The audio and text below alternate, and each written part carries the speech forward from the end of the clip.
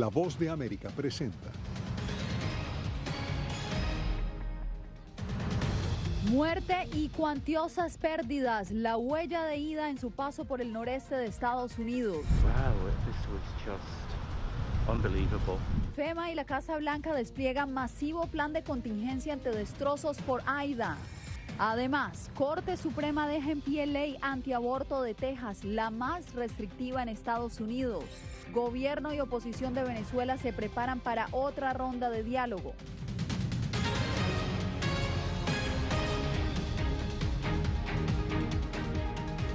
¿Qué tal? Bienvenidos. Aida dejó su huella de destrucción en varios estados del noreste de Estados Unidos. Mientras crece el número de víctimas mortales y de damnificados, cientos de brigadistas trabajan incansablemente para rescatar a las personas que se encuentran en este momento atrapadas en sus propias viviendas por las inundaciones. Desde Nueva York, uno de los estados que ha sido más afectados, nos acompaña nuestra compañera Laura Sepúlveda. Laura, ¿cómo describen las autoridades los alcances de esta tragedia? Yasmín, como una situación preocupante y alarmante, además, no solamente para las autoridades, quienes ahora tendrán que destinar diferentes recursos para poder salir de esta emergencia en la que ha entrado el estado de Nueva York y de Nueva Jersey, sino además para las personas que salen en sus vehículos y, por ejemplo, si van en sus carros particulares, se tienen que enfrentar a este tipo de inundaciones. Ya varios se han quedado atravesados al otro lado. Hemos visto a lo largo de la mañana varios remolques que han tenido que venir a retirar esos vehículos y, por otra parte, las personas que no dependen de ese transporte, sino del transporte público que se encuentra limitado, y esto precisamente porque hay varios cierres de estaciones que quedaron inundadas. El área de Nueva York se despertó el jueves con un paisaje devastado por las inundaciones que paralizaron gran parte de sus actividades. Las lluvias traídas por las últimas huellas del huracán Aida dejaron un rastro de muerte, causaron extensos daños en varios estados y expusieron nuevamente la vulnerabilidad del planeta al cambio climático. Esto es, pensamos que Luisiana estaba muy lejos, pero obviamente la tormenta recogió energía del Atlántico. Y wow, esto fue simplemente increíble. En pocas horas, la lluvia de Aida elevó en más de 15 centímetros los niveles del agua. Las imágenes muestran calles y plataformas del metro convertidos en río. Los primeros informes oficiales reportaron más de 20 fallecidos, pero a medida que avanzan las operaciones de rescate, las autoridades temen que la cifra de muertes y damnificados aumente sustancialmente. Un tornado en el sur de Nueva Jersey arrasó un tramo de casas, mientras más de 150,000 hogares en Nueva York, Nueva Jersey y Pensilvania siguen sin electricidad. La lluvia batió récords establecidos solo 11 días antes por la tormenta tropical Henry. El hecho, según el líder de la mayoría demócrata en el Senado de Estados Unidos, subraya las advertencias de los científicos sobre el impacto del clima extremo. El calentamiento global está aquí. Cuando se registran precipitaciones sin precedentes en solo una semana, no es una coincidencia. El calentamiento global ya llegó y empeorará cada vez más, a menos que hagamos algo al respecto. Se espera que el pronóstico seco y las buenas temperaturas un poco más altas ayuden a evaporar esta agua que ha venido inundando las calles de Nueva York. Dramática situación, Laura, muchas gracias. Y seguimos con Aida, porque con un masivo plan de contingencia respondieron a la tragedia la Agencia de Atención de Desastres FEMA y la Casa Blanca. El presidente Biden se refirió a los destrozos ocasionados por el huracán Aida y a los feroces incendios en California como un recordatorio de las amenazas del cambio climático. Jorge Agobián nos informa. Al describir el despliegue de un masivo plan de contingencia para atender las consecuencias de los fenómenos naturales que azotan a Estados Unidos, el presidente Joe Biden no dudó en describir a estos desastres como consecuencias directas del cambio climático y le recordó a las agencias aseguradoras en el país su responsabilidad para cumplir con las pólizas que han pagado sus clientes preveyendo inundaciones como las causadas por Aida. Nos estamos asegurando de que la respuesta y la recuperación sean equitativas para que los más afectados obtengan los recursos que necesitan y no se queden atrás. Biden visitará el estado de Luisiana este viernes para inspeccionar los daños causados por Aida en ese territorio. Por otro lado, el presidente también aprobó una declaración de emergencia para el estado de California, que ha experimentado por meses agresivos incendios forestales que han arrasado con al menos 700 viviendas y otros edificios, según los datos oficiales. Aprobé una declaración de emergencia para California por el incendio de Caldor que se está quemando agresivamente en dirección hacia la cuenca del lago Tahoe y hacia Nevada. Y también es uno de los pocos incendios que ha ardido desde un lado de la cordillera de Sierra Nevada hasta el otro. Hasta ahora se han quemado más de 80,000 hectáreas. Biden fue claro al advertir que los desastres de estos fenómenos naturales son recordatorios de la crisis climática que enfrenta el mundo y enfatizó el enfoque de su administración que ha priorizado para hacer frente a estos desafíos. Desde la Casa Blanca, informó Jorge Agobián, de La Voz de América. Devastados quedaron centenares de casas y edificios en el estado de Luisiana tras el paso de Aira. Unos 900,000 residentes continúan sin servicio eléctrico. Las labores de rescate y limpieza se han complicado debido a la falta de electricidad y de combustible. El gobernador de ese estado, John Bell Edwards, dijo que Aira está impactando todos los esfuerzos de recuperación.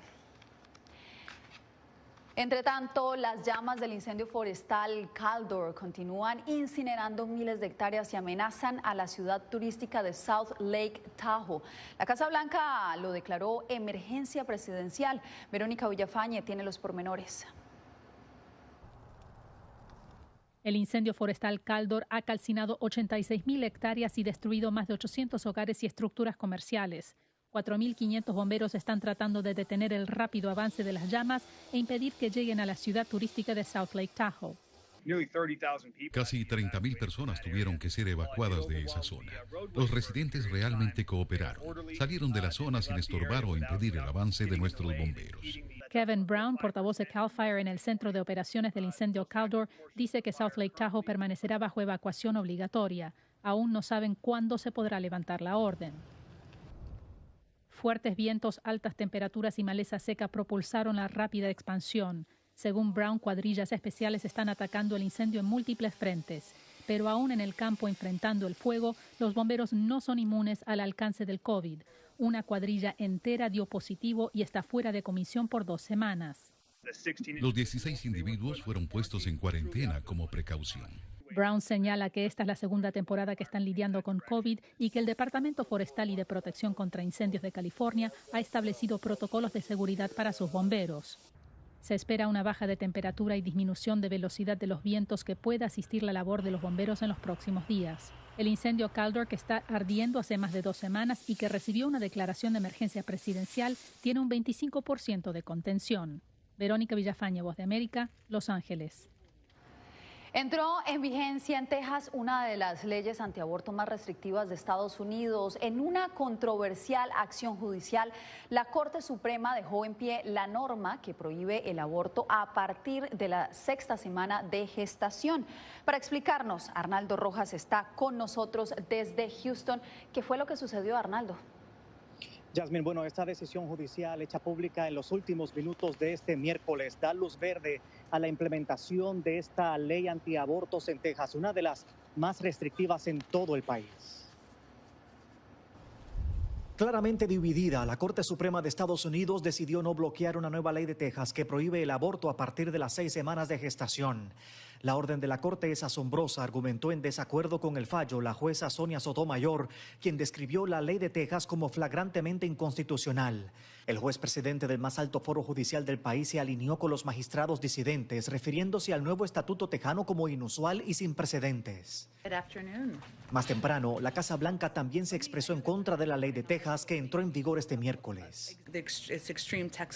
Esta ley extrema de Texas viola descaradamente el derecho constitucional. El fallo de la Corte Suprema, sin embargo, no decide el futuro definitivo de la nueva ley. Esta orden no se basa en ninguna conclusión sobre la constitucionalidad de la ley de Texas y de ninguna manera limita otras impugnaciones, lee parte del fallo, que fue acogido con júbilo por grupos antiabortistas en el estado. Estamos celebrando esta gran victoria por las miles de personas y vidas que van a ser salvadas. Quienes se oponen a la nueva ley argumentan que pondrá en riesgo la vida de miles de mujeres. Si no hay opciones legales y seguras para acceder a un aborto, que las personas van a tener que tomar decisiones horribles, tal vez buscar un aborto que no es seguro. Y es parte del punto de forzar a las personas a seguir con un embarazo. Por lo pronto, grupos a favor del aborto han comenzado a iniciar fondos de ayuda para las mujeres y ser transportadas a otros estados donde las leyes de aborto no sean tan restrictivas. Yasmin. Te agradezco, Arnaldo. Y en otra información, con pocas pertenencias y mucha ansiedad sobre su futuro, refugiados afganos llegan a la capital estadounidense a bordo de los últimos vuelos humanitarios procedentes de Afganistán. Diva Lizette Cash conversó con algunos viajeros y con familiares que fueron a recibirlos. En el aeropuerto de Dulles, en Virginia, este hombre espera la llegada de su padre, uno de los 82.000 afganos que Estados Unidos ha logrado traer en días recientes. Por temor a represalias del Talibán debido a su trabajo para Estados Unidos, habló sobre su familia, pero sin mostrar su rostro. No sé qué pasará cuando bloqueen las tecnologías y las redes sociales. Tal vez nunca tengamos noticias de ellos. Procedentes de Kabul y tras una travesía por Qatar y Alemania, los pasajeros cumplen con el protocolo de llegada y revisión de antecedentes durante al menos 4 horas para luego ser escoltados por militares y empleados federales ya en territorio estadounidense. Estoy feliz de haber venido a Estados Unidos y también traeré a mi familia, traeré a los niños y a toda la familia y me gustaría servir en Estados Unidos. El operativo para estos refugiados no solo implica personal de migración, también discreción y apoyo alimentario para las familias. Estamos sirviendo como casi 4.000 comidas individuales cada día aquí.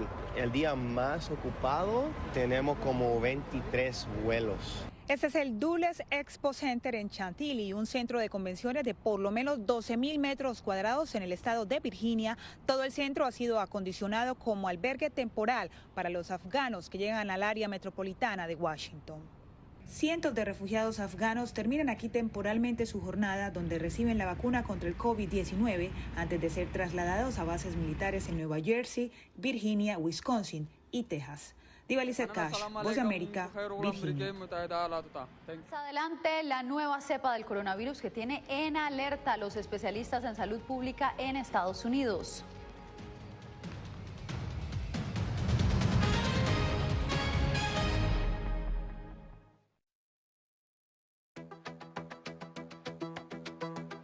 En momentos de crisis políticas y sociales, algunos gobiernos autoritarios recurren al bloqueo del acceso a Internet como herramienta para detener la información que entra o sale de su país. No obstante, existen algunas alternativas que te ayudarán a continuar conectado a la red a pesar de la censura oficial. Una de las más efectivas es el VPN o red virtual privada por sus siglas en inglés. La VPN pretende simular que la persona está en otro lugar del mundo y no en el país que esté restringiendo el acceso a Internet, de manera que es incapaz de detectar esa conexión interna y así se puede utilizar Internet con normalidad. Las ofertas de VPN en el mercado son muchas y las puedes buscar escribiendo las iniciales VPN en los motores de búsqueda, pero es importante descargarla o adquirirla antes de perder la conexión al Internet. Aquí te ofrecemos algunas opciones.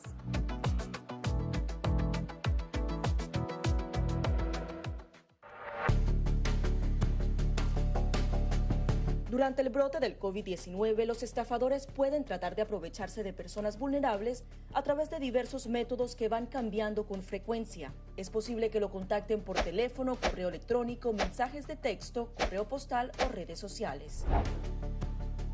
Ten cuidado con ofertas de kits de supuestas pruebas caseras, curas milagrosas o pruebas inmediatamente accesibles. Response Act has made coronavirus testing more accessible immediately. Tras un desastre, organizaciones caritativas falsas aparecen afirmando que tienen vínculos con otras reales. Siempre verifica que la organización sea legítima. Alguien que asegura que trabaja en el gobierno puede pedirte tu información personal o intentar cobrarte cuotas falsas para así ingresar tu cheque de estímulo.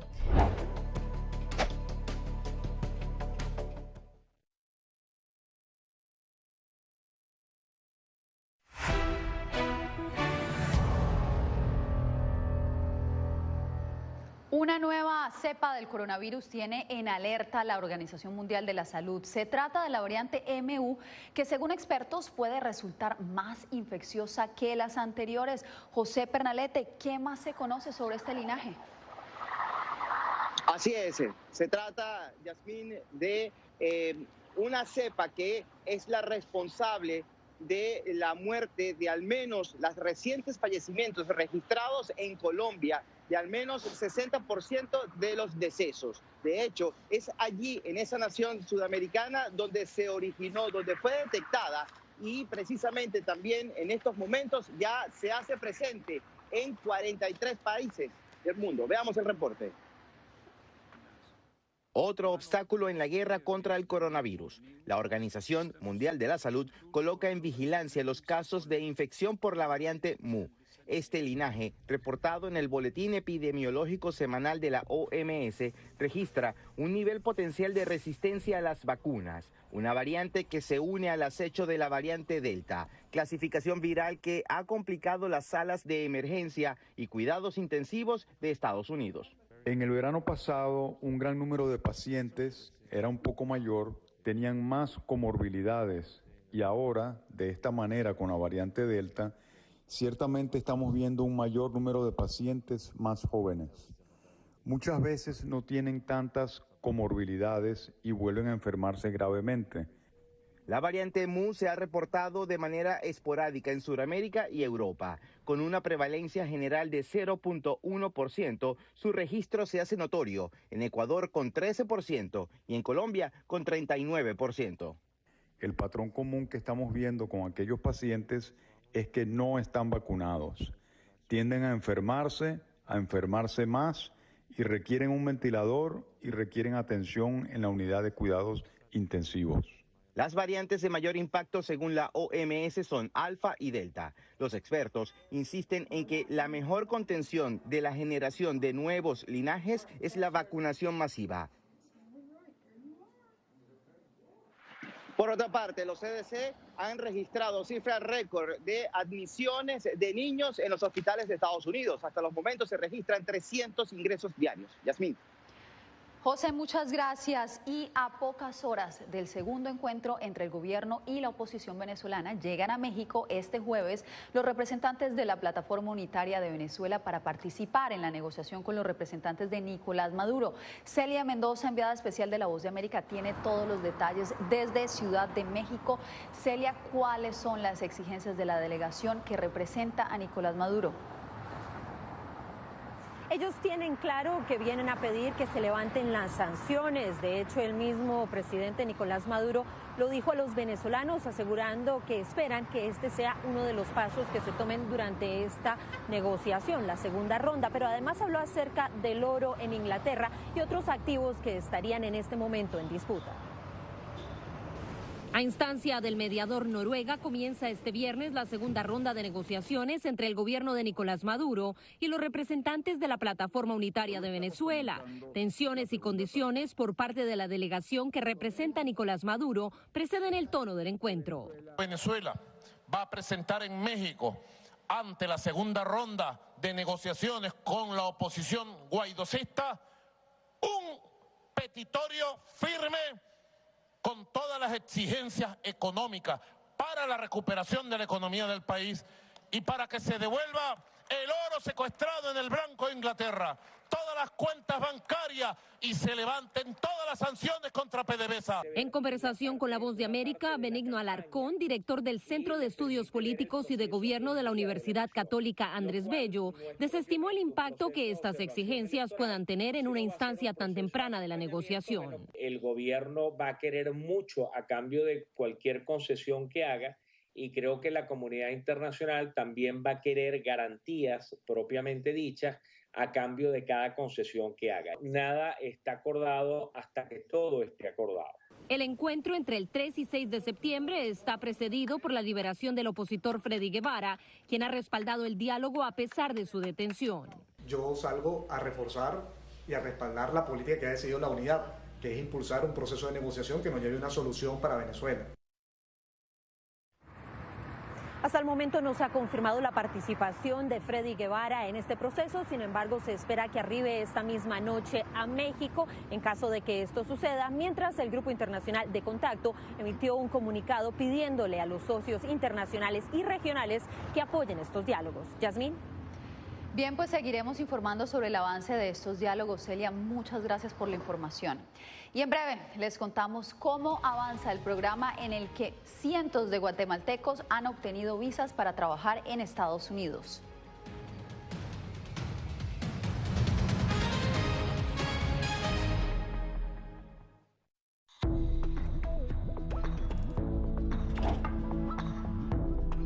Cuando ellos me traen un tema un poco delicado o fuerte, yo siempre les pregunto primero, Ari, ¿y dónde oíste eso? ¿Quién te lo comentó? ¿Y qué te han comentado? Pues corrijo si han escuchado algo que no está correcto, no está bien, y les aclaro, pero lo mínimo necesario para su edad. Enfócate en que tu hijo se sienta seguro y no le ofrezcas más detalles de los que pida. Si ellos preguntan, nosotros siempre les hemos respondido con la verdad, pero a su edad.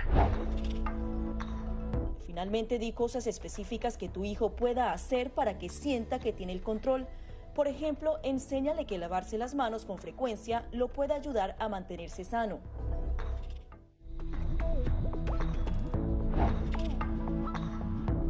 No permitas que interactúe con personas o animales fuera de la casa. Si una persona de la casa se enferma, evita que tenga contacto con tu mascota. Designa a un miembro de la familia o un amigo para cuidar a tu mascota a corto o largo plazo en caso de que tú no puedas. Limpia sus patas una vez que regreses a casa, pero no uses productos tóxicos para ellos como toallitas desinfectantes. Usa champú para bebés y aceite de coco en sus patas si notas picazón o sequedad. Prepara un kit de emergencia que incluya un suministro de medicamentos por 30 días y al menos 2 semanas de alimentos y otros suministros. Asegúrate de que todas las mascotas lleven collares y etiquetas con información actualizada como nombre, número de teléfono y necesidades médicas urgentes.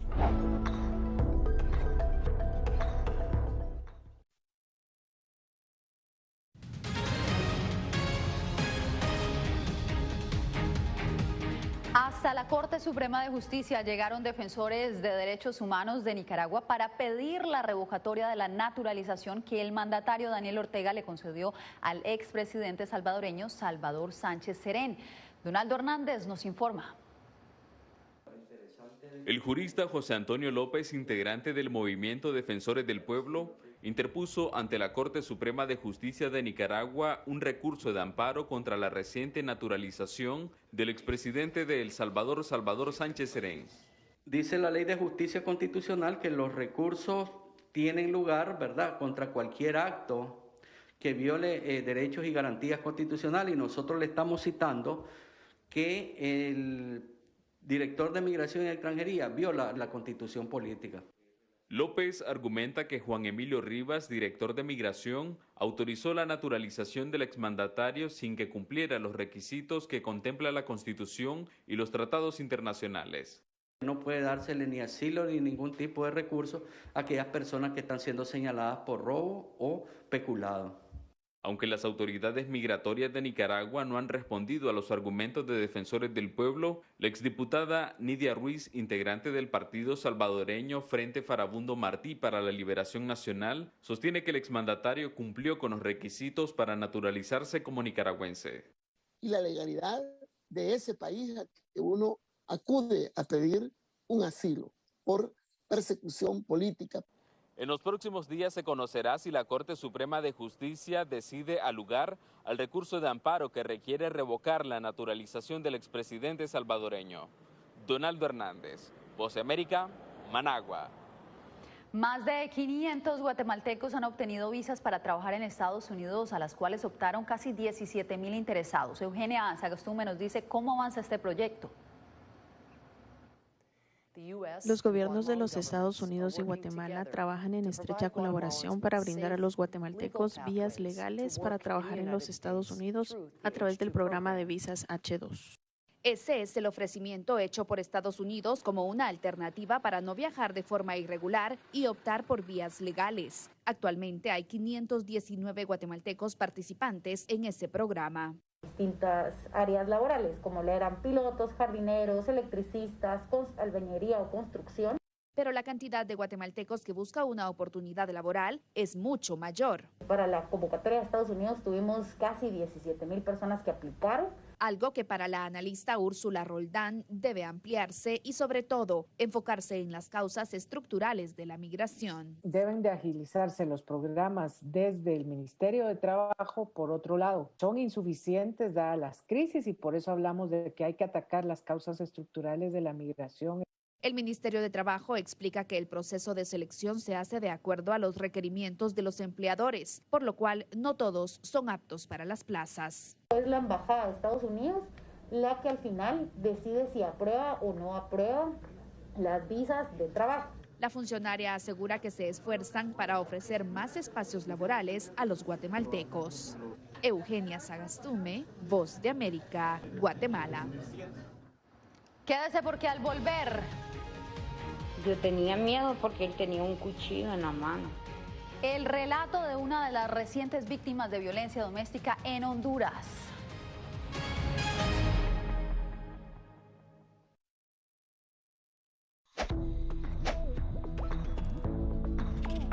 La Organización Mundial de la Salud asegura que las mascarillas son esenciales para eliminar la transmisión del nuevo coronavirus y salvar vidas. Por ello recomienda su uso cuando se está en lugares concurridos, donde no se pueda mantener el distanciamiento social y en lugares con poca ventilación. Cuando se habla de mascarillas para protegerse del COVID-19, se refieren generalmente a la mascarilla quirúrgica, el respirador N95 o las de tela. Las mascarillas quirúrgicas planas, rectangulares y desechables protegen al portador de gotas de partículas grandes del virus e impiden que los enfermos la esparzan cuando tosen o estornudan. Los expertos advierten que solo deben ser usadas una vez. El respirador N95, de forma oval y más ajustado a la cara, tiene una válvula de exhalación que ayuda con la humedad y el calor cuando respiramos. Además de filtrar partículas grandes, puede impedir que pase el 95% de las partículas pequeñas de virus y bacterias. Ante la escasez, muchos han recurrido a hacer sus propias mascarillas y, en efecto, los expertos confirman que estas mascarillas caseras pueden ser efectivas. Las mascarillas nos pueden servir como una barrera aislante para las secreciones, pero tener mucho cuidado porque hemos visto gente que usa la mascarilla, pero al acomodarse la mascarilla se está tocando la cara. Y eso es justamente lo que queremos evitar, es que la gente se esté tocando la cara en estos momentos, porque cuando uno está en lugares públicos puedes estar pasando la mano por una superficie que ha sido tocada por otras personas y que puede estar contaminada y luego sin querer te puedes llevar la mano a la cara. Para más información visita nuestra página web y síguenos a través de las redes sociales bajo @Voz de América.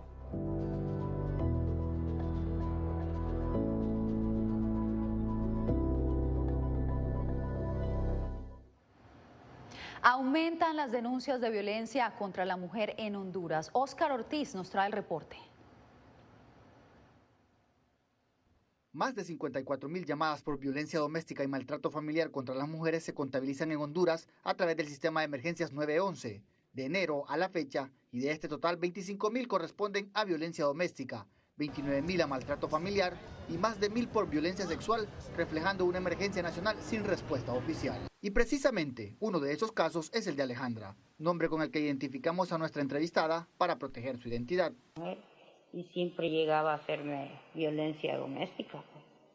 Entonces yo lo fui a denunciar. Yo tenía miedo porque él tenía un cuchillo en la mano. De la ira que tenía, él me quedaba viendo a mí y quedaba viendo el cuchillo. Y dije yo, ay, Dios mío, me va a matar este hombre.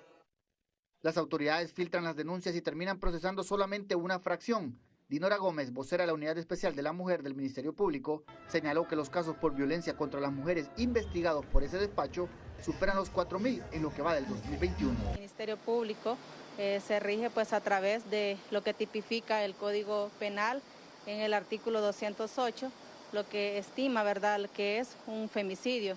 Entonces, por eso, ¿verdad?, la estadística que se maneja actualmente solamente son 6 durante en este año que están en investigación.